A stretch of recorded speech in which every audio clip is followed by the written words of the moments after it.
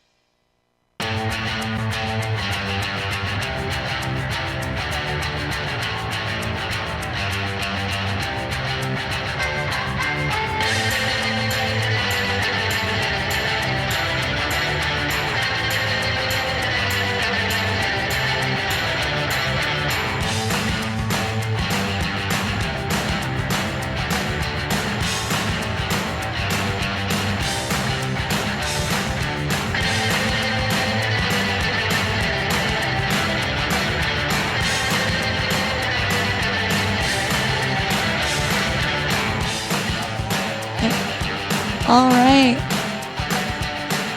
Welcome to the MAXON booth, everyone. Thanks so much for joining us at the end of the day here. As you guys probably know, we're doing presentations throughout all of NAB. We've got some of our presenters going through different projects that they've done and animations that they've done with Cinema 4D Release 15. And right now we've got Bobo Petrov, who's going to go through Krakatoa for Cinema 4D. And don't forget to register c4dlive.com to be entered in the raffle to win one of our many fabulous prizes. So give it up for Bobo. Thank you. Boo. Thanks for coming at this time of the day, the late time, the Krakatoa half hour. And basically every day we're doing something else because this means 90 minutes of Krakatoa. And 90 minutes are not enough to scratch the surface, but we're trying to scratch the volume. So let's see, let's talk about a couple of things. First, I'm going to revisit something that Casey was doing in his demonstrations because he does it really well. And I just want to go in depth there. And I'll be using things that he taught me. I mean, I watched his SIGGRAPH video before I even had opened Cinema 4D for the first time. So I've learned a lot from his demos. And I'm still a newbie when it comes to Cinema 4D, but I'm learning fast. And I know Krakatoa inside out, so that should be useful. So as you know, we can create quickly some emitter. Let's say we'll do a spherical emitter with a emission that has at least 100 times more particles than by default, because we'll be rendering Krakatoa. And of course, Another useful thing to do is go and create a turbulence, and we'll set it to the nice curl turbulence, because that's the beautiful thing that we want to produce. And of course, if we add, let's say, 1 to the number of frames that we'll be simulating, we can go relatively far to around frame 100. And I'll actually start from the beginning. And the other thing that I don't want to do at this point is not render in blue, in green, because that would be relatively, let's say, mundane or boring. So I'll go to the display and I'll say we'll be using a gradient parameter, and we'll be using the age, starting with something that is relatively cyan-like, and then it goes into white. If I would simulate from the beginning, obviously the viewport was going to show me particles that are just born blue, and then they slowly turn into bright and brighter colors until they're white. Let's say that I'm on frame 111, that's a nice round number, and I want to render this in Krakatoa. I'm not even going to use a light, I'll be using additive rendering. So assign Krakatoa as my renderer, go to the options and say I'll be using force additive mode. Force additive mode tells each particle to just add to the pixel without performing any volumetric calculations. There is more to this, actually. Krakatoa lets you do volumetric and additive rendering at the same time, depending on the content of the color channel, absorption channel, and emission channel. Basically, additive rendering is fully emissive without any, what is it called? Basically, no absorption and no reflection of light back into the eye. All the light that you see is the self-illumination, the emission of the particle. So theoretically, you can have a setup where the particles start volumetric, casting shadows, and slowly turning into a glowing flame that is completely additive and just emitting and not casting any shadows and not blocking light and attenuating it. But when you check this checkbox, it's just a very useful way to tell the system, take the color channel, copy it into the emission, set the color to black, and set the attenuation to black, and you're done. And when you render that frame, hopefully we're going to get some particles. No, we won't, because we haven't created a Krakatoa X particle source. As I mentioned yesterday, if the emitter is selected at the moment, and I go to the plugins, and in fact, I'll go and dock this one on top, so I have it. I can go to the X particles, and now the emitter is automatically added. And if I hit render now, hopefully now I will get some particles. Now it's saying preparing. And it's really, really bright. And this is the other thing that I always tell people, and you should remember this from me. If you can see individual points, your density is too high. You should see something that looks ghostly, like, something like plasma. I'll go 1 order of magnitude higher and a little bit lower here, so 5 times more than it was before, and I'll render again, and that will get a little bit brighter. And OK, we have some particles. Now, I could enable motion blur and say, let's do 8 passes of motion blur with 360, which is 360 is basically 1 frame. 180 degrees is half a frame shot angle. I think I enabled it, but did it actually render the motion blur? That's a good question. Let's see what the console tells us. We open the console, and it says that it drew it 8 times. So it's actually, the velocity is really, really slow, and we don't really see much of the motion blur. So what we're going to do is we're going to increase it tenfold. That means we'll be opening the shutter for 10 frames, like long exposure rendering. And then it starts getting interesting. And in fact, this effect, I've been using it for a while, but actually I saw it as a really beautiful way to do things, thanks to a beta test of us. And I can show you, hopefully, here in the user examples. We had Atal Behani, and he created this image. Oops, that's not the image. Where did that come from? Well, you can see the image on the side, but I'm not really sure what player is being. That's what I want to show you. So that's a result from our beta test process.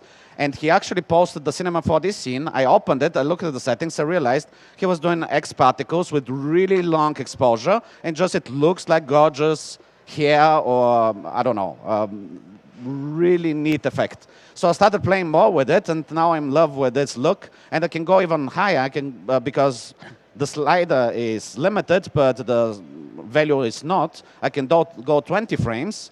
And in fact, I'm going to increase the density again a little bit. Let's see That will get probably too bright, but it will be kind of stringy. And it draws a couple of... Now I start seeing the individual particles. Since the drawing time is not really very slow, I can go 32 passes. Right now it's rendering in 1.5 seconds. So instead of 8 passes, I'll draw 32 passes. And that will hopefully make it a little bit smoother. Still, my particles have relatively high density, but you'll notice in the area where the blue is coming together, since we're doing additive rendering, when you have blue that has a little bit of green and red in its channel, so it's cyan and not exactly pure blue, it starts accumulating. At a certain point, it hits the white spot, and it gets really glowy. And that's the effect that I showed yesterday in the Avengers shots, where the particles are coming and actually looks very plasma-like. So this is really cool, but when you're rendering this, if you go to a frame relatively far on the timeline, it might have to recalculate the whole system before it comes to the frame that you want to render.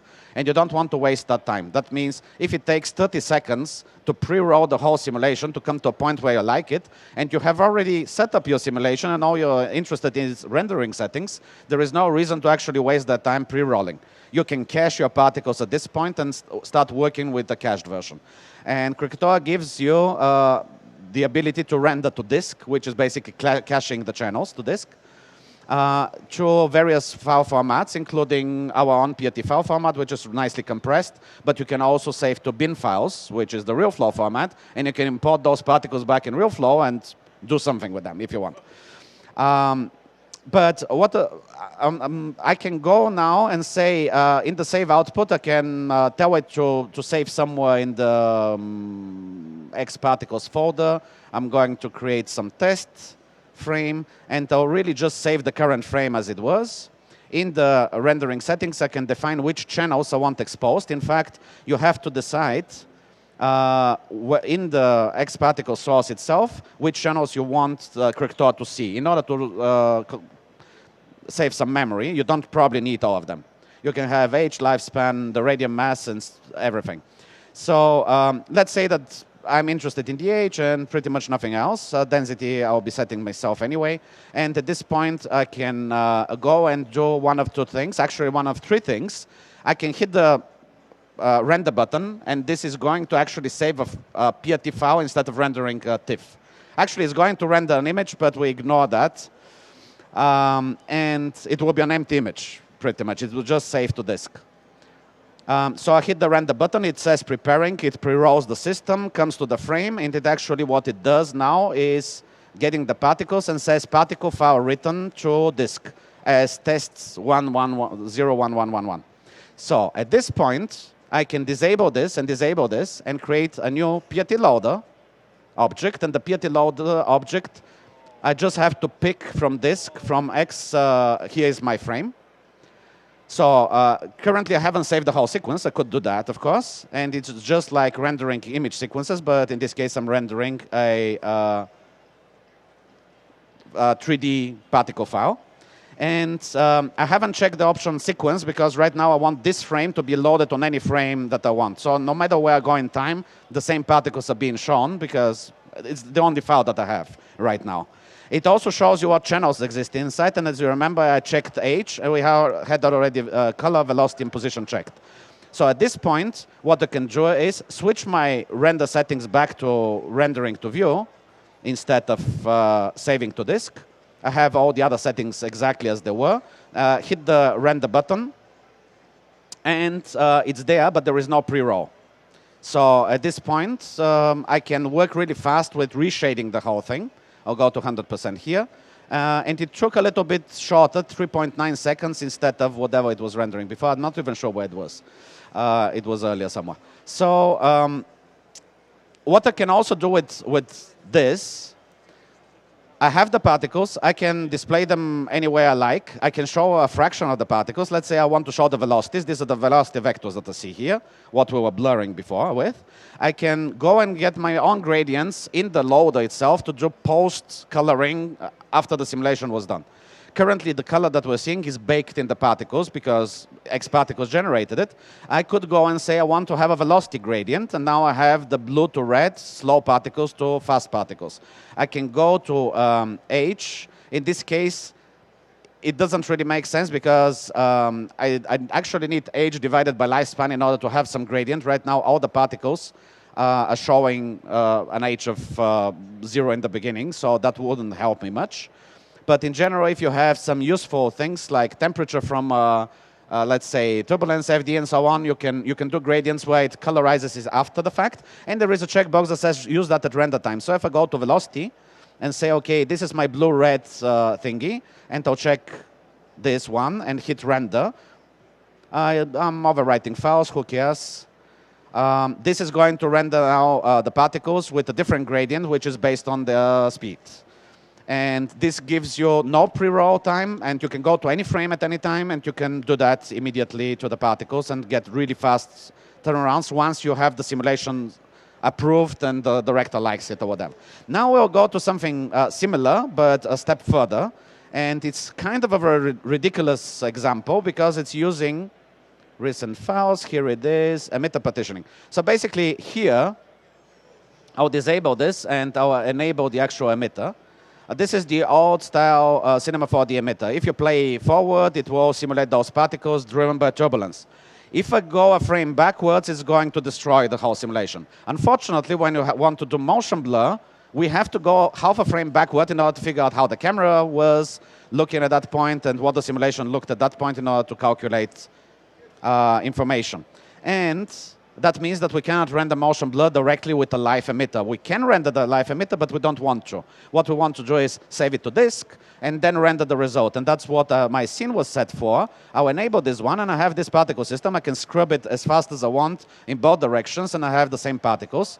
I can select this guy, go to the display, say, show me the velocities. They look just like the original thing.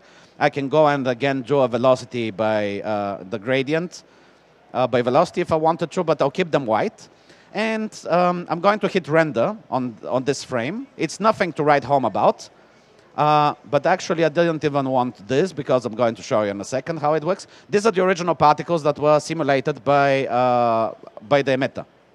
And in the particle files, you'll notice that if I go here and take a look at the list, I didn't actually save those particles just once. I actually saved them 10 times. It starts again, and the actual sequence is called partition 05 of 10, and then the frame number. That means that when I was in the render settings and I was about to, well, my render settings, here they are. If I go to mode save particles and start saving, at the bottom here I have the checkbox that says I want multiple partitions, and a partition is iteration of the simulation which has unique settings. Basically the random seed. If there is a random seed, we'll modify it. If there is no random seed, we can even jitter the original birth position. And if you birth a position slightly to the side, it will follow the same rules but be slightly off. That gives you more density as if you simulated once, but you simulate 10 times and get the accumulated result. Now, emitter cannot do more than 10,000 particles per second. So if you wanted 100 million particles, you have to do a lot of partitions, but you can get to that count. It will look like the emitter simulated it once, but it will actually do it thousands of times. You can spread it on the network. We have the option here to send to deadline. Or you can just use the batch and do it sequentially, hit the button, go to sleep, and in the morning the batch rendering will have saved them all together. Now, I already have done this. Just like in cooking shows, it's already baked. So if I go to my PRT loader and enable the option here, I'll set this 1 to 1. I'll check this checkbox and start increasing this number. And you see on the right side, it says partitions found 10. I already simulated them. I start clicking, and you see how the particles are getting more and more. They have the same shape, but these are the 10 different variations that I made. And the other thing that I have to do is go in my render options. Actually, I'll switch this to view. Go to my render options and go 1 order of magnitude down because I'm adding 10 times more particles. I need 10 times less density in order to produce the same result. I hit render, and I'm getting a smoother result. I'm not even motion blurring anything, and the whole thing renders in less than a second, obviously. There is a little bit of stepping there, but that's a problem of the emitter, and we can actually fix it in a second. But here is the previous rendering that we did. channel A and channel B for comparison. And you can see how adding 10 times more particles smooths it out. And you can continue that with 100 partitions. You're going to get something that looks like it was X particled, but it is just the old style emitter. So this is kind of neat. And if I go and enable motion blur and render a couple of passes motion blur, it will get a little bit smoother in there because they will be moving along. And this starts getting better, but probably not enough. And then the other thing that I can do and wanted to talk about today is repopulation. We add a tag, which is in the end of the Krakatoa list and in orange color, so you see it immediately, it's important. All the channel ones are cyan, the mesh and camera, the object ones are violet, and orange means repopulation. We don't have any other tag currently in that color. And if I check this one, what happens is, around the particles, around each particle, we are going to create a grid, and we are going to populate new particles within that range. And we are pretty much resampling the particle system, stealing all its settings, velocities, colors, mapping coordinates, whatever, and producing new particles that are moving the same way, but they have a different count. And I'm using really large amount here, so it gets really fuzzy. But I can go down, for example, to a size of, let's say, 5. This is halving it. And then it calculates new particles, stealing all the data from the previous ones.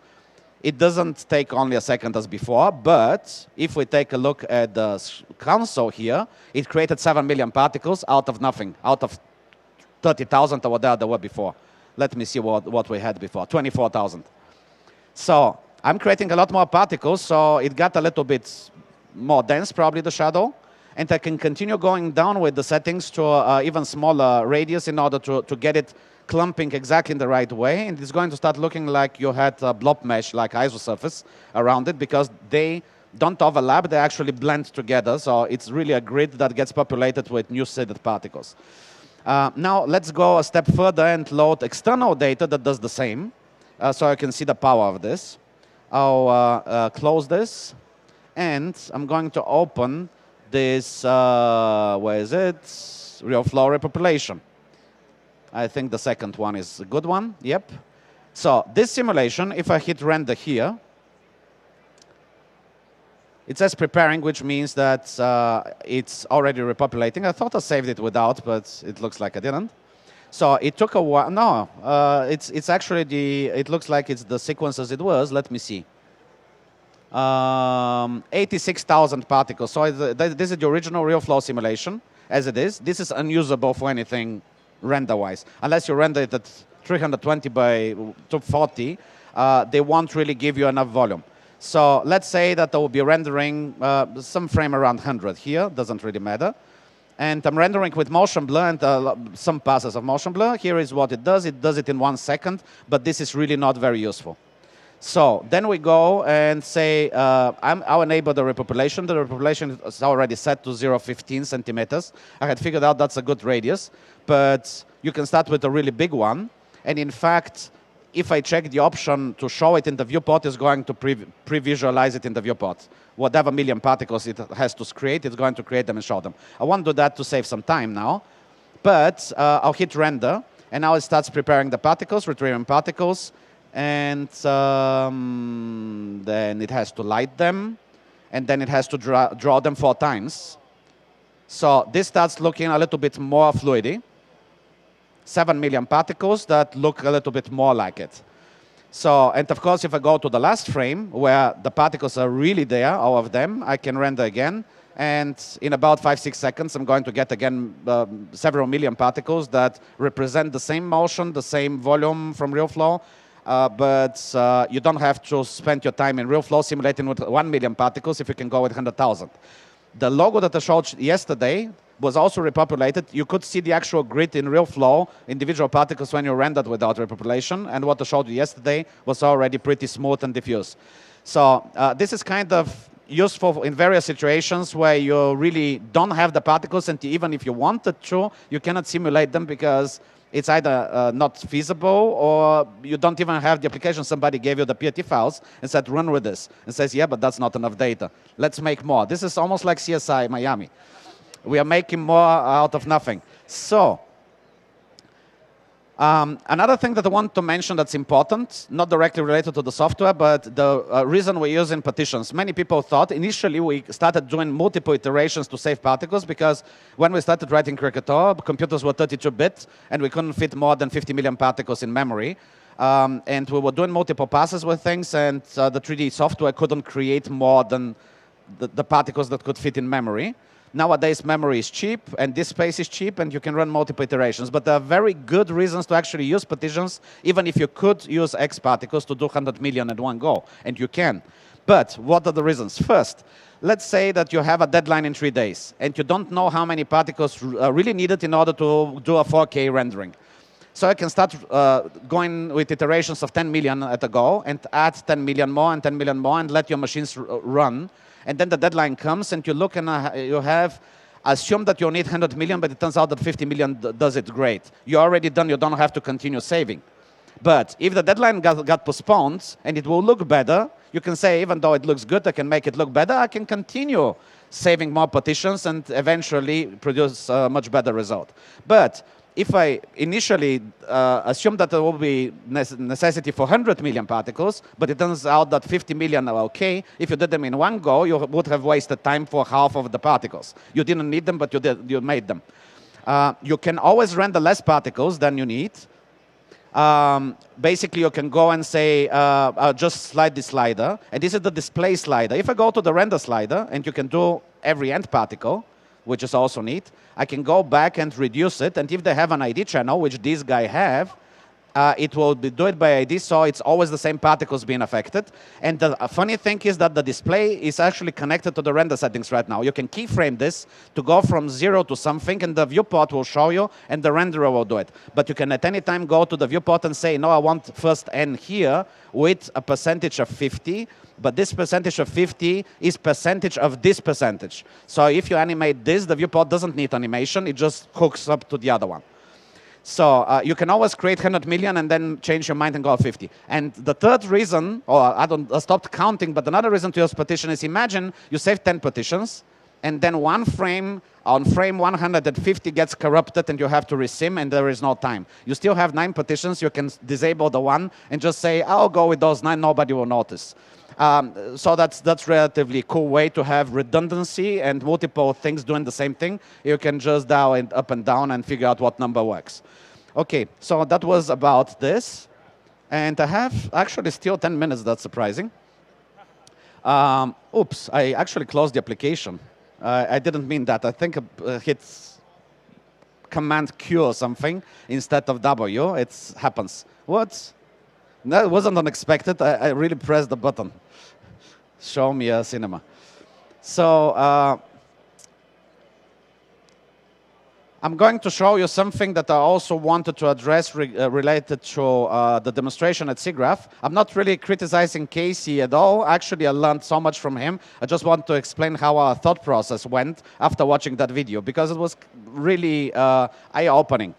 So basically, here we have a setup with some hair that wasn't actually generated in Cinema 4D, but that doesn't really matter, because I can render it here, because I can load PRT files from anywhere, or any files for that matter. So here, I have actually a sequence that loads this bunny here, and I hit the render button, and it's going to load something like 9.5 million particles, I think. It's still loading them. Here they are, 9.5 million, 255 megabytes of RAM. And that was rendered. It's a hairy bunny. It's like Chewbacca the bunny. It's basically, I hope I won't get sued by some corporation. But basically, if we take a look now at the shading settings, I'm currently running Krakatoa with the shader set to isotropic. That means that the light is being scattered in all directions the same way. And I have one blue light from the back, like a field light, and I have one spotlight from here. I can go and switch this one to various modes. The funk won't look very good because I have actually tangents and normals, but the normals are not pointing in any reasonable direction here. What I'm going to do is I'll switch to Kajia Kai. And here the settings for it. It's a simple hair shader. And I'll hit render for that one. We'll wait for a couple of seconds again. And it takes 11 seconds to render the 9 million particles and light them with 2 lights. and the shader is slightly different. In this case, it will start catching some specular highlights. So it looks a little bit more like here compared to the diffuse that we had the isotropic. I'll switch this one now to Marshner, and we have a lot more settings here. And if I render with that, it will look also very similar. But the reason I'm showing you the whole thing is, you notice these checkboxes here. And in the original version of, actually until a week ago, the user interface said, use specular glossiness channel, and a checkbox next to it. And when Casey was doing his presentation, he went and checked all these checkboxes, assuming that they are necessary in order to use those parameters. But that's not the case. Actually, the parameters are always used, and those checkboxes expose a per particle channel that you can use to control each particle's value for each one of those parameters. So you can use a texture map to control the specular highlights, the glints, the shifts, the secondary glossiness, everything can be per particle. And when you do this, a lot of memory is being used. That's why they are off by default, and if you check them, suddenly a couple more bytes are being added to the memory usage. That means if you look here, at the top it says 364 megabytes are being used now because I'm using Marshner shade, and it already uses tangent and normal, which is more than isotropic, which doesn't use either of those. You see in the beginning we were using 255. We switched to Kajia Kai that used 291. And this one now uses 364 because we added more channels. And if I go now crazy and check all these channels, even though I'm not even using them, what's happening is this value is taken and the channel is initialized for each particle to that value. If you now go with a channel modifier or with a texture and say right to that channel name, which is written here, specular to glossiness, and to render, then each particle can have its own unique value. But my memory usage will go really up if I check them all. So I should be really checking them if I intend to actually control them. Otherwise, it's a waste of memory. If we take a look now at the settings, at some point it will load them. It's using 546 megabytes instead of 364. Not that we don't have them in the machine, but if you had 100 million particles instead of 10, or a billion, then it's start adding together. So it's very important to understand. And as a result of that SIGGRAPH presentation last year by Casey, today the control is called expose the channel because I realized it was my mistake because I didn't label it correctly. So I just went, and it's really beautiful. In Cinema 4D, you go in the string file and just change the string, and everything is great. So you can go and rename it to whatever you want, but expose makes really sense. So that's about the hairy bunny. And in fact, I think I had here a quick scene which only contains a sphere.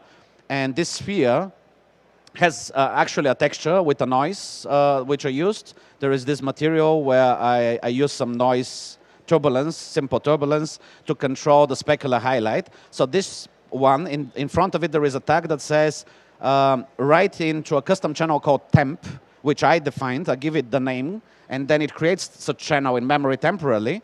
And then I have one that copies the temp into specular level, another one that copies the temp in specular power. I could write directly to specular power if I wanted, but I want to show that I can make custom channels. And then I can scale them, and I can copy them around and so on.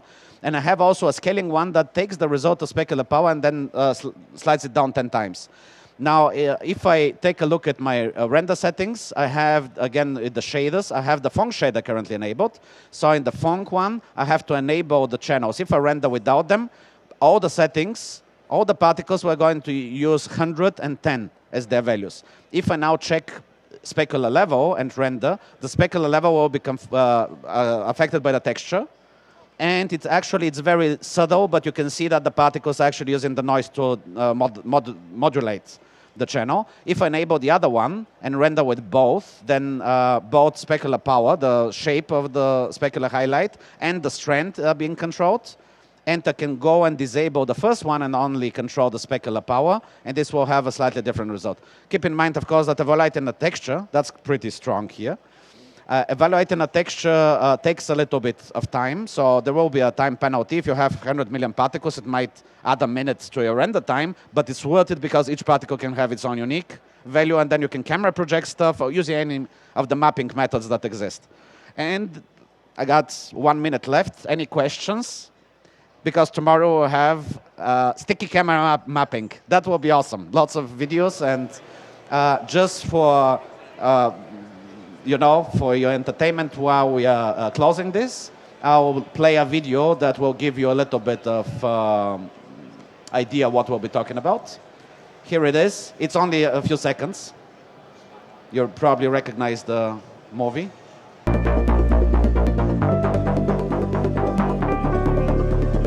So we'll be talking about creating that kind of effect tomorrow. And more, but okay. That's from me for tonight. I hope you enjoyed that. And welcome tomorrow at 5:30 for the third and last part of the Krakatoa introduction. And we'll be probably having a webinar very soon with similar content and even more, because then I can go in depth as much as I want. This time I'll try to make it 2 hours. Usually we do 90 minutes for the webinars, but I think we can go 2 hours with cinema. All right, thanks so much. Let's go for Bobo. And we will be back again tomorrow morning at 9:30 with Brock Boytz. And so is another fantastic presentation from him. Make sure you make it back. And don't forget to check c4dlive.com if you missed anything you wanted to see and to register to win one of our many fabulous prizes. All right, guys. We'll see you all tomorrow. Thanks.